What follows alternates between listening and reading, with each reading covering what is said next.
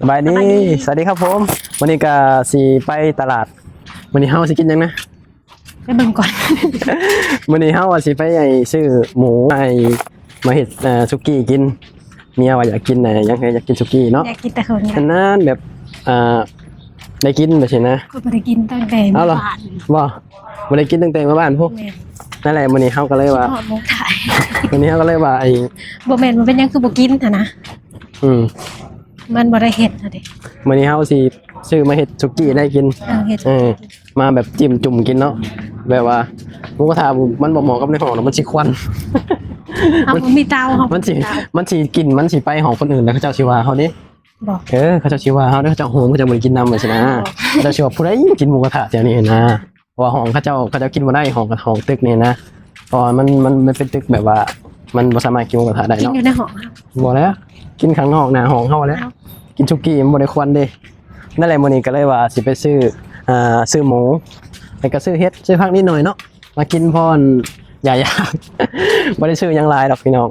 ก็ซื้อเล็กน้อยมาแบบเฮ็ดสุกี้กินเพราะแบบว่าอิ่มก็พอแล้ว ส่ง อย่าง ไป ต่ำก็เบิดประมาณ100กว่าบาท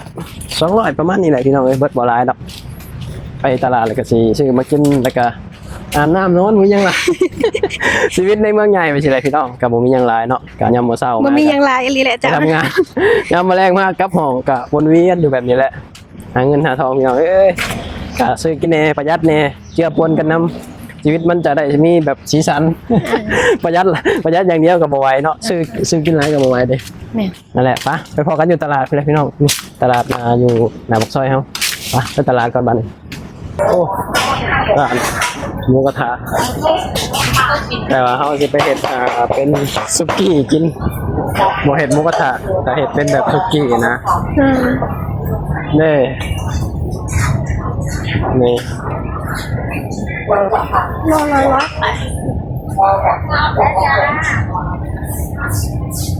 เลือก รวมได้ไหมคะรวมใช่ไหมคะรวมได้ใช่ไหมคะ ได้หยิบ เอา เล อะ ย ไรบ้าง ดูวัดเด้ โอเค เอาหมูมันสิไปเฮ็ดสุกี้กินเพราะเขามีหมอแล้วพี่น้องอันนี้เป็นหมูสดหมูบ่ได้หมัก เอาบ่3ชั้นเลย เอาก็แล้วเอาบ่หลาย เอา2ก่อน เอา3ตอน หมูหมักนุ่มเอา2กล่องอะไรอีกเอามานะ เอาอันไหนก็ได้ครับ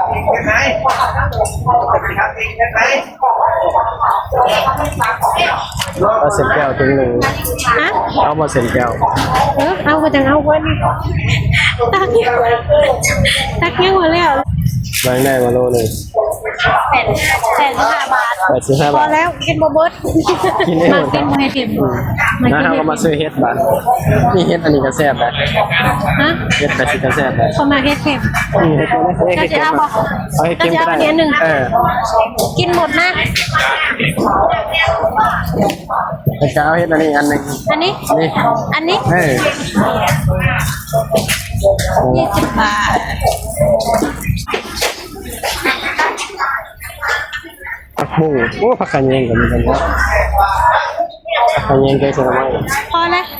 พอแล้วค่ะ ไปเอายังอีกบาทนี่ ฮะ เอายังอีกบาทนี่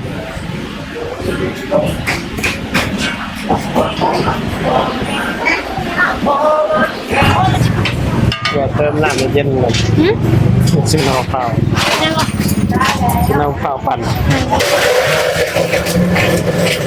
ได้มาแล้วพี่น้องสุกี้เฮา ปะ สุกี้ตีใหญ่ กินน้ำกันเด้อ ไปกินน้ำกันมานี่โอ้ได้พอกันอยู่ห้องเด้อพี่น้องเอาสิไปเตรียมหมอเตรียมหยังอะไรก็สิได้กินสุกี้แซ่บๆแล้วก็นอนไปพอกันอยู่ห้องเนาะเฮาขึ้นมาห้องเลยก็ประมาณนี้เนาะเครื่องเฮาอันนี้เป็นผักเป็นเห็ดน้ำซุปมันแบบนี้โดนน้ำมัน นี่น้ำซุปซิมเบิ้งเป็นไหน ยาง จางวะ อะไรใส่2ก่อน ง่ายนี่ นี่น้ำซุปห้องแบบง่ายๆเด้อพี่น้อง นี่ ลูกดีลงไป นี่ตีก่อนใส่หมู เอา เฮา เมนูลงไปเรา เอาลงครึ่งหนึ่งก่อน ลงบนมาแล้ว ลงไปเลยบอกเอาลงไปลง น้ำซุปนัว โอเค ๆระวัง ได้ อันนี้ซื้อมา80 บาทมีกุ้งมีหมูมี3 ชั้น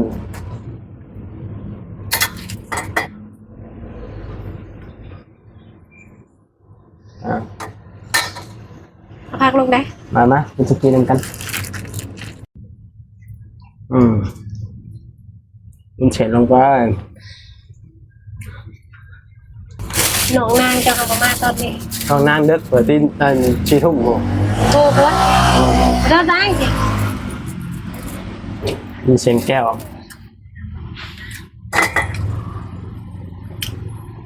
รอมันเดือดบาทเนี่ย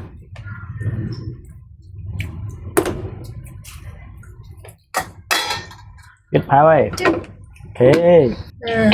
มาพี่น้องกินสุกี้น้ำกันนี่ จะดูเป็นหมอนคน นี่มันฮ้อนโอ้ยมันกระสีมันมืดเด้อพี่น้องเด้อ นี่ใช้อันนุ่มหน่อย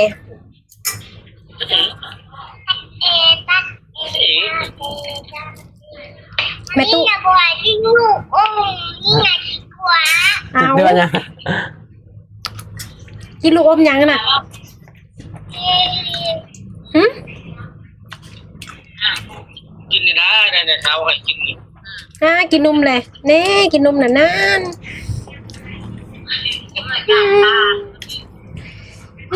ใหญ่เลยกันยังกินนมอยู่ คุยกับลูกสาว กินนม เป็นไงฮะ โอ้ยกินนมสิมาลูกวันนี้ให้ป้าลูกมึงยุฮะกินนมอ่ะ หัวเนี่ยกินนมเสียเต่ากินหน้าเสียเต่า เขาทำเด้อมึงรู้ทางปรุง ยังกินนมอยู่ มันยังมันห่อนใช่ปะอันเบิ่งหนังใช่ปะ คุยกับลูกสาวลูกสาวโทรมา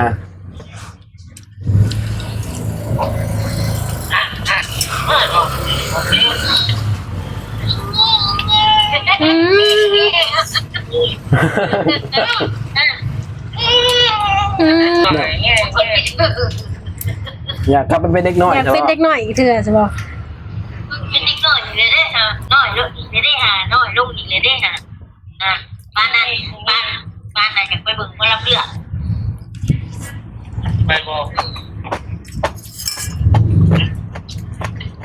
ไปเบิ่งคนรับเลือกได้มาไปเบิ่งเนี่ยทุกเลยแล้วก็นอนแล้ว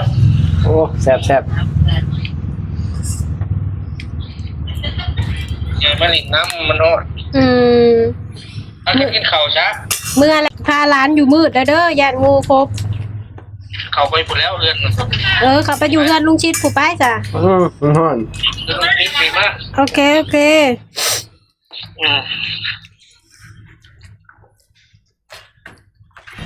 แป๊บเดียวคำเลยก็ไปตลาดยังบ่ทันคำเลยมาแป๊บเดียวคำไว้ขนาด ทุ่มหนึ่งละ ทุ่มหนึ่งแล้ว ยังประทันได้เห็นยังเลย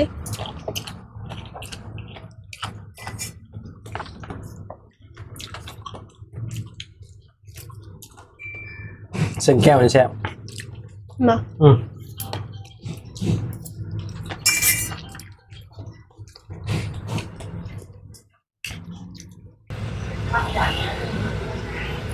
ห่อนเด้อ แล้วนะ